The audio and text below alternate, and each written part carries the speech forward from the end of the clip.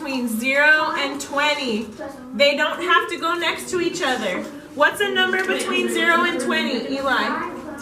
10. So if you're in 2nd or 3rd grade, you're going to write addition or subtraction problems where the answer is 0 to 20. So if I have my box, right? I need one more. Okay, if I have my bingo board and I'm going to start up here. If I'm in 2nd or 3rd grade, I'm going to say 5 plus 3. What is 5 plus 3? Somebody that's in 1st or 2nd or 3rd grade.